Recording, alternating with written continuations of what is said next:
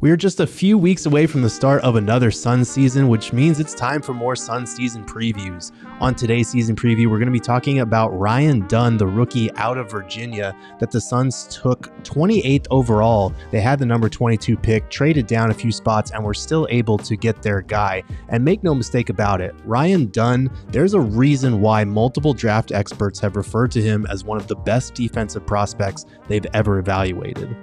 For a Suns team that needed a plus-size, defensive-minded wing, Dunn checks a lot of boxes. At 6'8" with a 7'1" wingspan, the 21-year-old is a menace on the ball. He's got a sturdy base, doesn't mind playing using his chest to play with physicality, and is laterally quick enough to contain ball handlers before getting up a contest when the frustrated player he's guarding has to try and get a shot up. As the film shows, he blocked an awful lot of jumpers with that recipe. Whether it was in ISO situations, switching onto smaller ball handlers, or stopping drives to the rim by sizing up the shot on the fly, Dunn was one of the most disruptive defenders in all of college basketball. It's encouraging these are the players he mentioned when asked about his NBA comparison.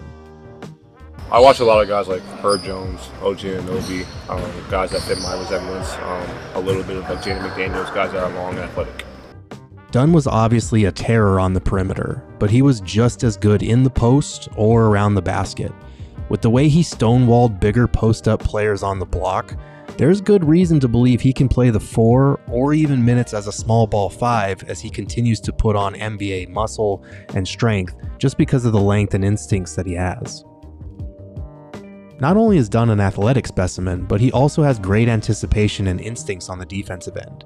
He can read plays and jump passing lanes, turning defense into offense in an instant.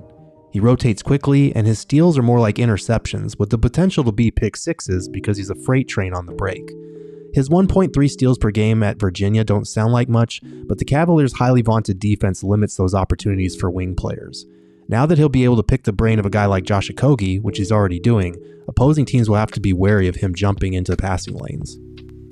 But perhaps the most tantalizing part of Dunn's defense is his shot blocking. Because of his freakish athletic tools and nonstop motor, Ryan Dunn is never truly out of a play. He frequently rotates back to the basket to contest shots at the rim, and he's a master of the chase down block, sizing up shots from a great distance away before swooping down and delivering the types of volleyball spikes that can fire up a home crowd.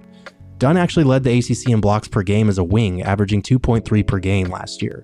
According to StatHead, he was one of 2 qualified players in all of college basketball to post a block percentage of at least 10.4 and a steal percentage of 3.1. Since 1974, he's one of 5 players 6'8" or shorter to meet those thresholds.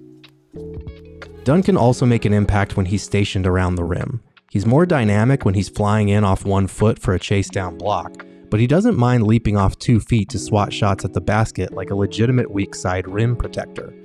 Again, this is a guy who is 6'8", not a traditional center. Virginia coach Tony Bennett, who has seen quite a few talented defenders in his time, explained to PHNX Sports what makes Ryan Dunn so special on the defensive end.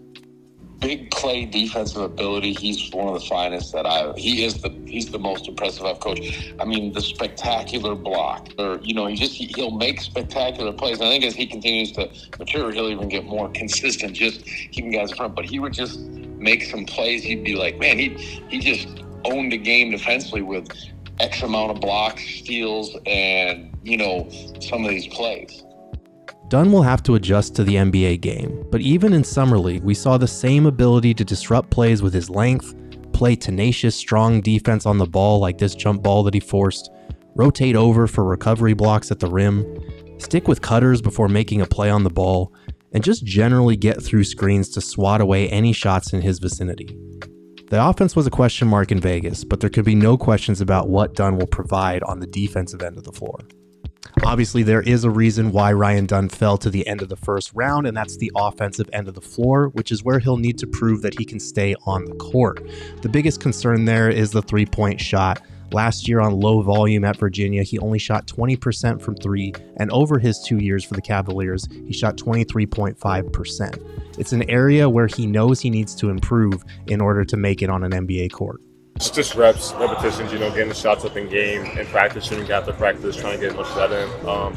think mechanically just keeping it smooth. Don't try to overthink, just let it go and have confidence shoot. Like I think my form is there. It's just getting the reps, like I said. Like you said, if it's once it starts hitting, it starts hitting. It's just find that shooter's touch and keep going. You know, like kind of said, like I've been shooting all my life. So it's just kind of keeping those reps up and just keep going from there. That three-point shot will determine his NBA ceiling and his future. But for the record, the Suns are high on his ability to improve as a jump shooter. He's improving, and what he was asked to do at Virginia was to defend, and he relied on his athleticism. The shooting isn't where he wanted it to be, or where we think it will be in a few years. But he's an impactful player, and great players find a way to impact the game, not just with the offensive box score. And so I'm confident with our staff, with Bud, our coaches, that will allow him, or he'll be primed to improve as a shooter. And if he can do that and do it quickly, I think we found a gem. Unfortunately, improving his three-point shot is more than likely to take a couple of months. Free throw percentage is usually a strong indicator of jump shooting ability, and Ryan Dunn's 52.5% shooting from the foul line at Virginia means that this could be a work in progress. Another sign, the fact that he shot 1 for 13 from 3 at NBA Summer League. However, Dunn leapt up draft boards with several impressive workouts, including what he showed the Suns. His jump shot looks clean, it's just a matter of getting it to fall with the same level of confidence you see in an off-season workout video like this one here with Kevin Durant. Developing a reliable three-point shot will take time, but if it happens, Ryan Dunn could wind up being the steal of this year's draft.